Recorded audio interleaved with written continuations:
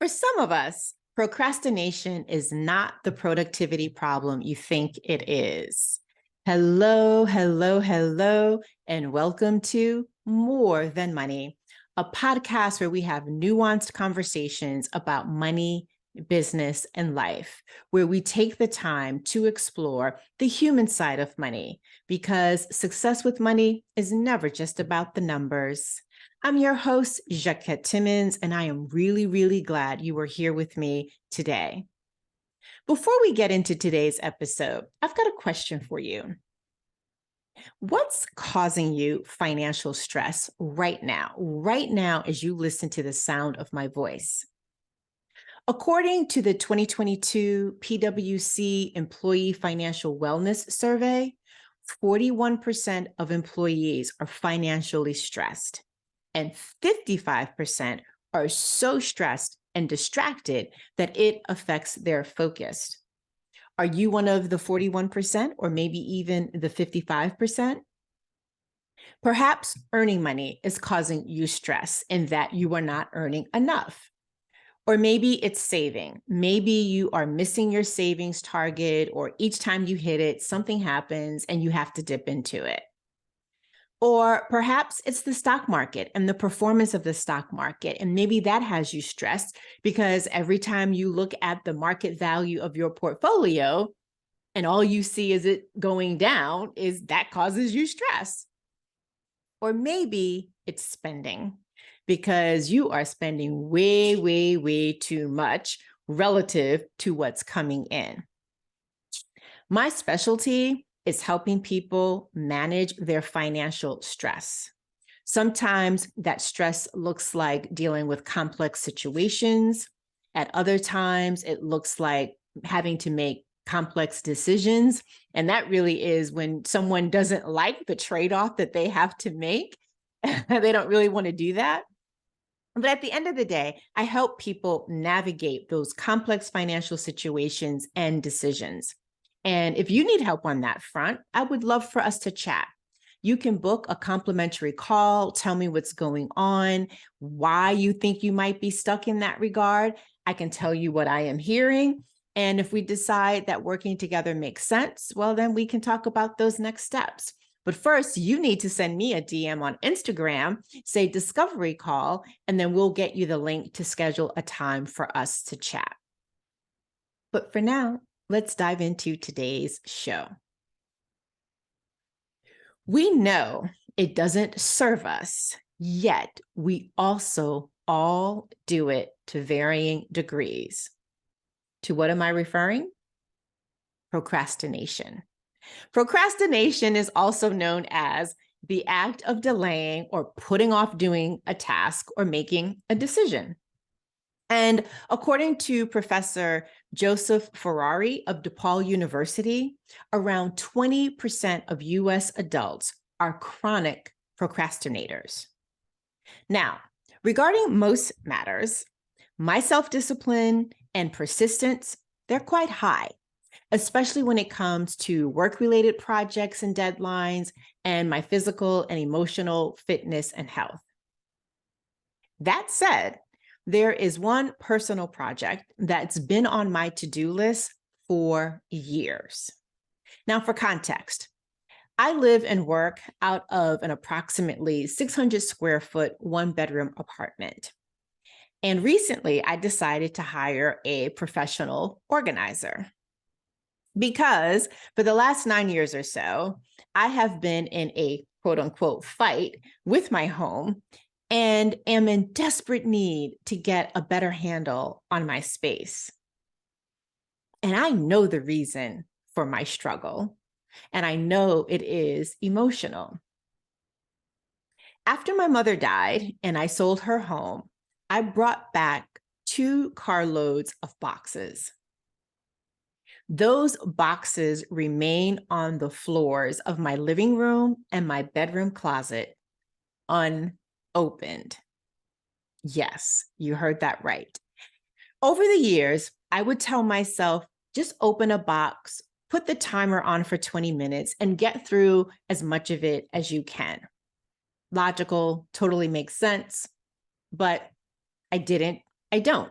I would always find something else that needs my immediate attention. And the more time has passed, it has just become clearer to me that this is just a project that I am unable to tackle without some support, and more specifically, objective support. Because yes, friends have absolutely offered to help me in this regard. But in an odd way, I feel like a stranger that didn't know my mother and that doesn't know me well could better help me manage the sentimental aspects of this project. My situation makes me think of this quote from Dr. Tim Cycle, and I hope I'm pronouncing his name correctly. But his quote is, procrastination is an emotion regulation problem, not a time management problem. And it turns out that I am an example of a passive procrastinator. So this is someone who delays doing a task or making a decision because they have trouble making decisions and acting on them due to their emotions. Now, this is in contrast and different from an active procrastinator, or someone who thrives off of working under time and deadline pressure. Most people, including myself, judge procrastinators or indulge in self-judgment about it, believing that it is a time management issue, which is exactly what I thought it was in my case until I realized, no, there's something bigger going on here. And so when you think of it as a time management issue, you go about trying to resolve it as if all you need to do is manage your time differently. However, for some of us, time management isn't the problem. It's related to something else. And that something else shows up in different ways and for different reasons for those of us for whom procrastination is not a productivity problem. I've been thinking about procrastination in general because of this project, but also because it was a topic of conversation during a recent brunch. And afterward, I started thinking of the people who defer important financial tasks and choices that they deem unpleasant, boring, and stressful, or who simply don't get started because they don't know where to begin. And on the surface, they too blame it on a lack of time. Maybe that's even you. But if you dig a bit deeper, it actually has very little to do with time or even self-control. It's emotional, it's totally irrational, and it's often against your better judgment to keep procrastinating, and yet you do it anyway. I have been doing it anyway. All of this also connects to a recent speaking engagement where one participant revealed that they've been procrastinating on getting their estate plan started. Scheduling an appointment with an attorney to get the process rolling, that is actually the easy part. Understanding the emotions that are preventing them from doing it, that's a little less so. And let's face it, as much as I believe estate planning is an act of love, it does require us to confront our mortality, and that can be a little unsettling. During this same engagement, another participant raised the fact that they actually have a lot of money, but it is just sitting in their savings account. And they want to do something better with it. They know they should do something better with it. So they want to invest, but they haven't because they don't know what to look for in a financial advisor. Now, I have this look on my face for those that are watching on YouTube because I know what they have access to.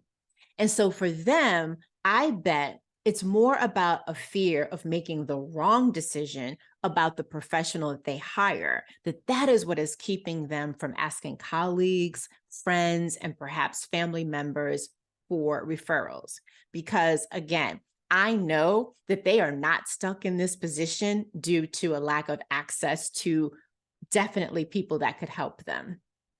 In addition to that, though, there is probably some trepidation about possibly losing their money. All of that context is leading me to this question for you. Where in your life is being a passive procrastinator playing itself out? And if it is in the realm of money, what's a financial task or choice that you are avoiding? Knowing that there are instances when procrastination is an emotional problem doesn't mean that there isn't a cost, because you and I definitely pay a price for this behavior. At times, that price shows up in terms of lost time, maybe even more stress, the thing that we're trying to, manage and mitigate, or even money. Sometimes it's money lost, or sometimes it's additional money spent. Or it could be a combination of all of these different factors. So if you are listening to this and you are feeling like I am calling you out, but hopefully in a loving way, but you feel like I'm calling you out, well, guess what? You are already doing the very first thing that's required to stop procrastinating, because you've admitted that you are doing it. And once you've admitted it, then you can explore the why behind it. So just like in my case, these boxes, they contain items that had meaning for my mother. And some of them will have meaning for me too, but not all of them. And that's been the hard thing for me to reconcile. But here's what else you can do if you too are a passive procrastinator. Enlist support from others. It could be family, friends, or colleagues, or it could be like what I am doing, hiring a professional. My point is, you don't have to go from inaction to taking action alone. And I bet whatever is the task or the choice that you are avoiding, that it is something that cannot be completed in one sitting. Otherwise, you likely would have done it already. So, for every task or choice that you've identified that you need to make, create a deadline for those subtasks and smaller choices and put these deadlines on your calendar. In fact, this was one of the suggestions that I made to the person who was like, they know they need to do an estate plan, they haven't done it. I was like, put it on your calendar when you were going to call the attorney. Otherwise, they could just, have another week or another month or another quarter go by without really addressing this. Another thing is, if it's possible, while you're focusing on the project that you have been delaying or avoiding, limit the number of other projects that you are doing while you are focused on bringing that thing that you've been avoiding, I should say, to the status of being completed. Next, identify the payoffs of continuing to avoid the task and the choice. Because even if it is simply that you've grown comfortable with your current situation, that's a payoff. You are benefiting from that in some way. So identify the payoff of continuing to avoid the task. And likewise, on the flip side, identify the payoff for completing the thing that you have been procrastinating. After I'm done working with the professional organizer, I am going to get my apartment painted. And I am hoping for this space to then have this just moved in feel like it once did. Ultimately, when you are trying to get to the other side of procrastinating on something that is emotionally charged, it is important to find that balance between moving forward and also not beating up on yourself if your progress is slow.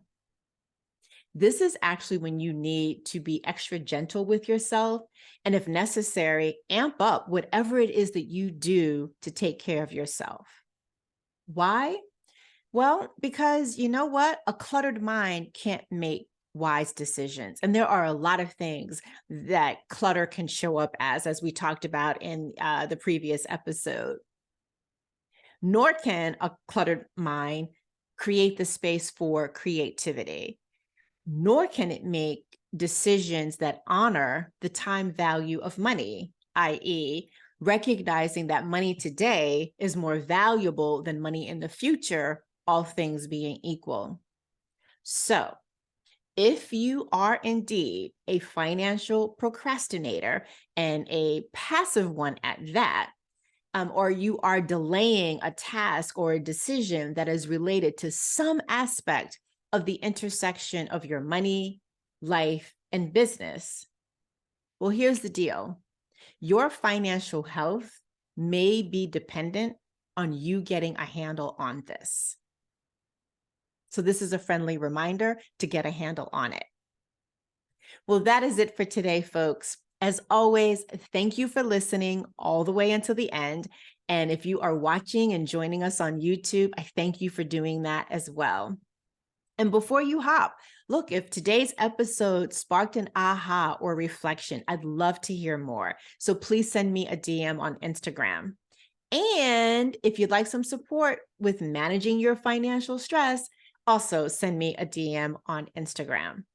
Once more, thank you for listening or watching today. If you'd like to show appreciation for this podcast or this particular episode, please share it so that we can reach more people. And if you happen to be listening on Apple Podcasts, please take a moment to leave a rating and a review. We do read them. And likewise, if you're watching on YouTube, please comment below. And as always, if you'd like to buy me a coffee, here's how you can do that. buymeacoffee.com/Jacquette, buymeacoffee.com/Jacquette. I'll be back with another episode, and I hope that you will too. Until then, remember, it's about more than money.